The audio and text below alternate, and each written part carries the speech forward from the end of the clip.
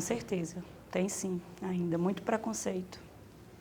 Ainda a gente enfrenta os preconceitos aí fora.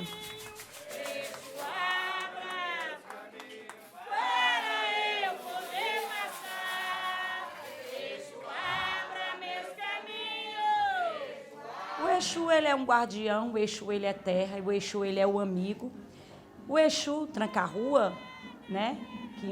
Ele é o tranca-rua e o destranca-rua, que é o mesmo. Então, o seu tranca-rua é um guardião, é um amigo. E nenhum veio para fazer o mal, porque Exu é terra, ele é que abre nossos caminhos, que leva todas as mazelas, todos os contrários, todos os negativos. O mal, meu irmão, está no pensamento do ser humano.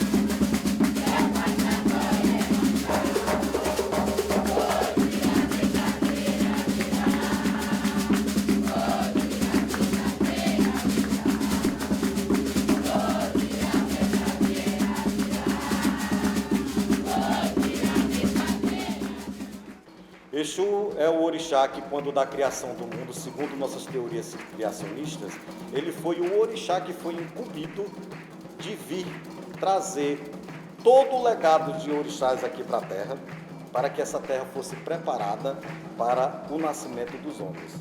É o único orixá que tem acesso direto ao Uaiê, aqui à Terra, com o Orum lá em cima, com o Eledumare, que a palavra significa Deus. Exu é o nosso grande mensageiro. Ele é muito confundido, difundido e divulgado pelos meios de religiões que apontam o candomblé como se ele fosse a própria figura do diabo.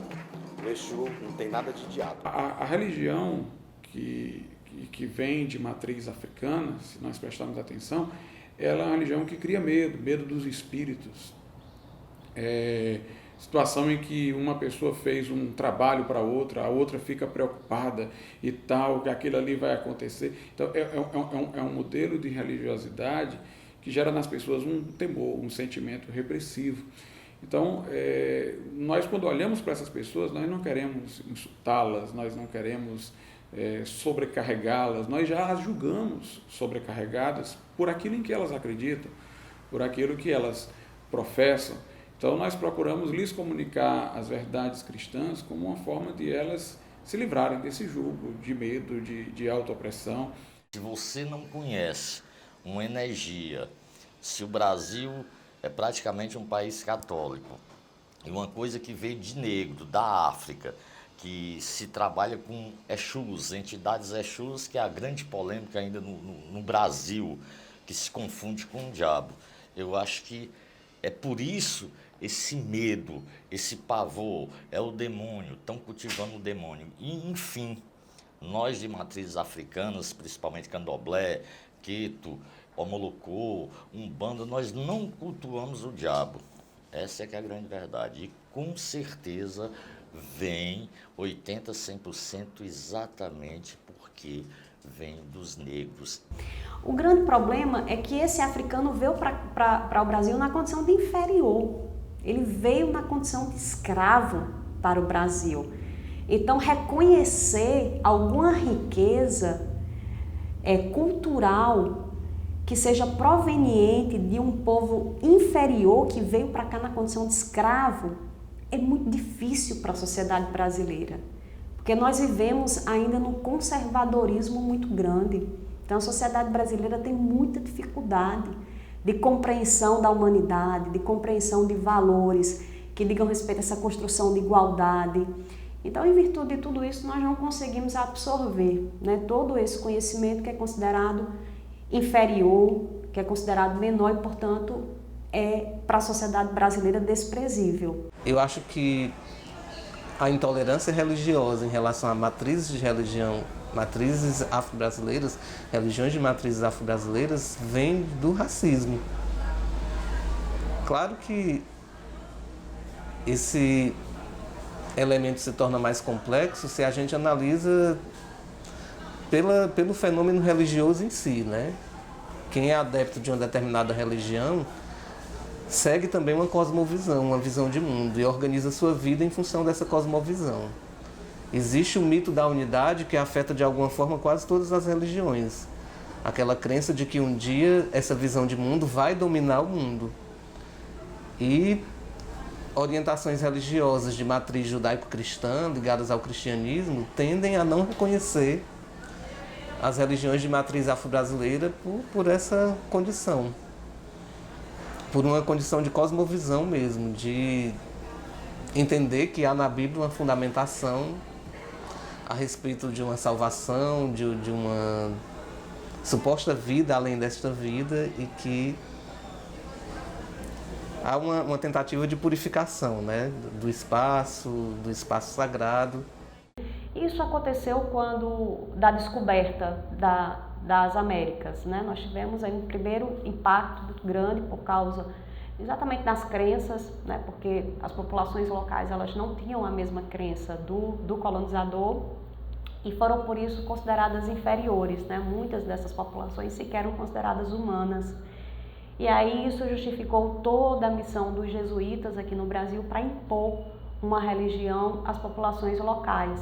Então já começa pelo fato dessa ausência de respeito, né, à diversidade, de respeito. Aí nós tivemos a imposição de um modo, né, de professar uma fé, a imposição do catolicismo na sociedade brasileira, e essa dificuldade muito grande de lidar com as diferenças.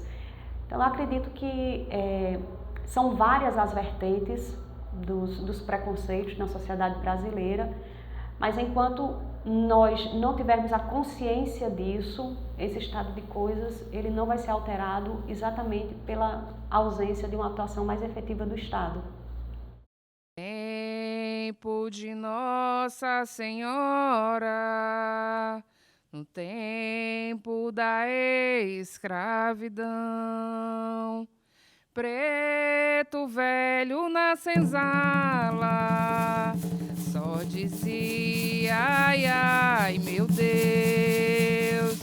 Preto velho na senzala só dizia ai, ai, meu Deus. Só dizia ai, ai, meu Deus. Só dizia ai, ai, meu Deus. Só dizia ai, ai, meu Deus. Só dizia ai, ai, meu Deus. Só dizia ai, ai, meu Deus. Só dizia ai, ai, meu Deus.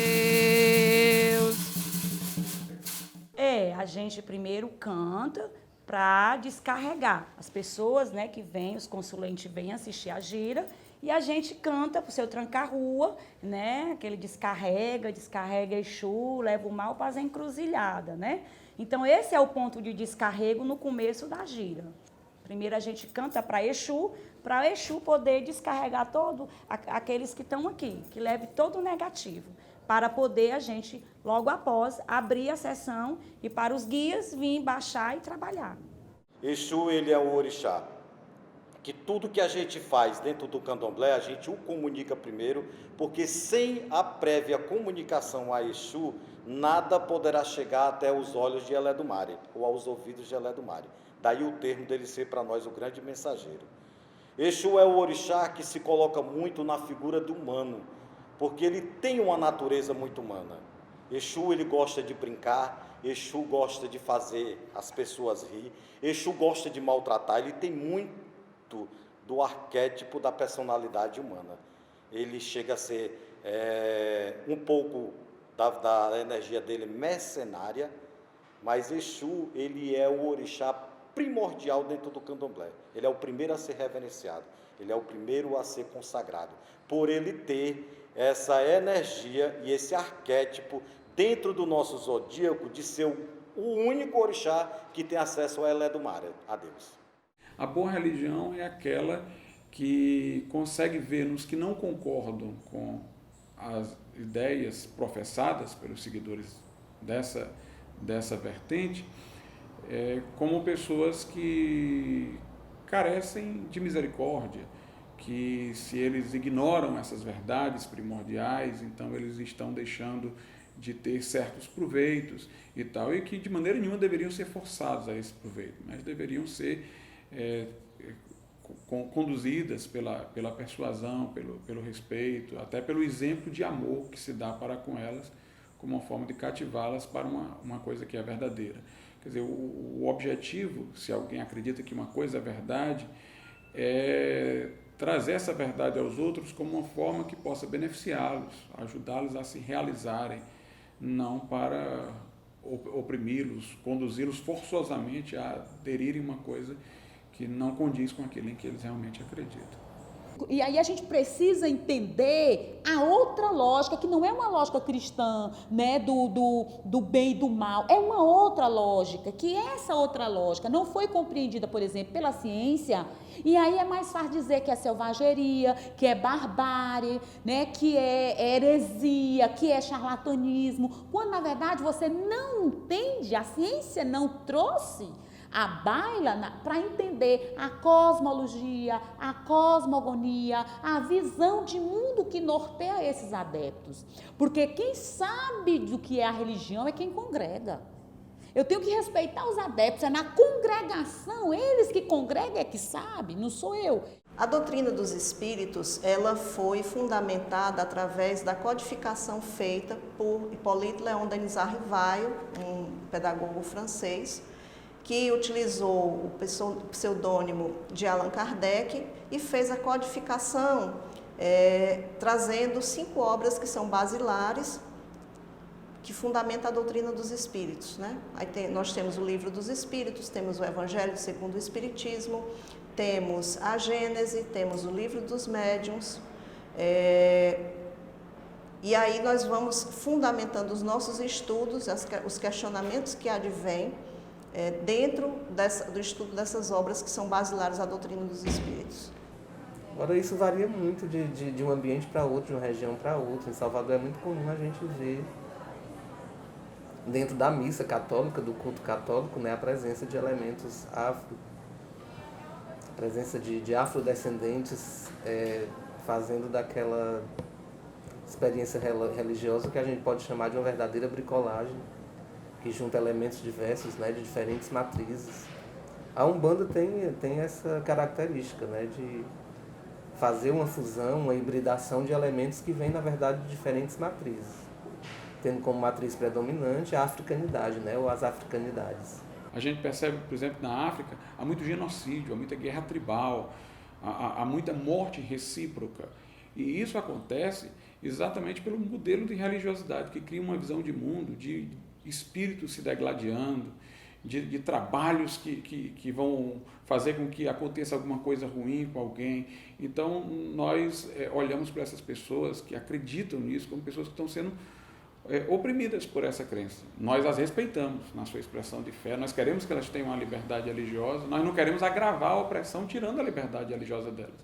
Nós queremos mostrar a elas uma coisa melhor, pela qual elas não possam viver nessa vida amedrontada com os espíritos e tal, confiantes, acreditando num Deus benévolo, protetor, que em Cristo Jesus se fez homem, veio nos buscar, veio nos salvar, morreu por nós, que nos oferece acolhimento, proteção, que nós não precisamos viver amedrontados com essa questão dos espíritos invocados aqui e acolá, um contra o outro.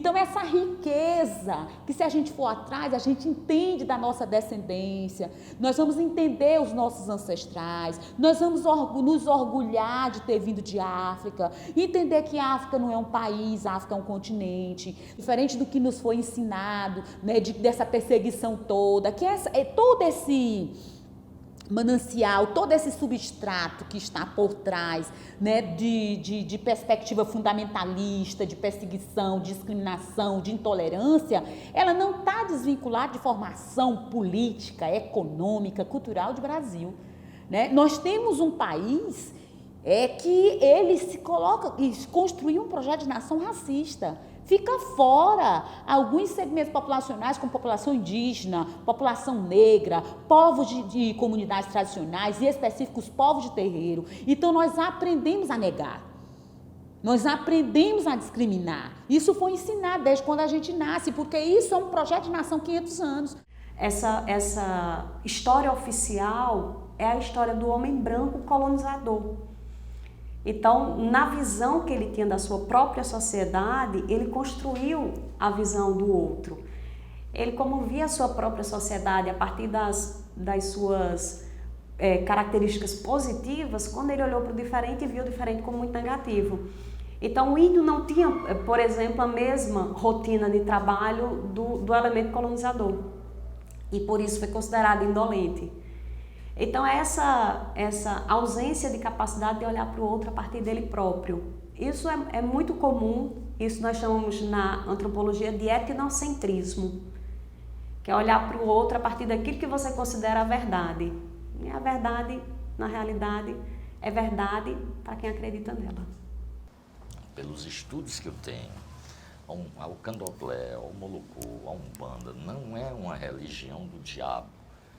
Em todo e qualquer culto e religião tem os desatinados, os desequilibrados, aqueles que viajam na maionese, aqueles que sonham. O culto aos orixás é culto à natureza. A intolerância religiosa leva à violência e que não é benéfica a ninguém. O que nós podemos fazer, religiosos das várias tradições, é nos darmos as mãos para construir um mundo melhor e não para ficar brigando entre si. Inclusive, eu acho importante incluir ateus, que pessoas ateias podem ser muito boas, muito corretas, muito dignas e muito éticas. Então, não é só entre religiosos e não é só aqueles que creem na mesma fé que são pessoas boas. É preciso muito cuidado com discriminação e preconceito, que é a fonte de destruição de uma sociedade. A gente sempre encontra pessoas de várias religiões e pessoas sem nenhuma ligação com religião.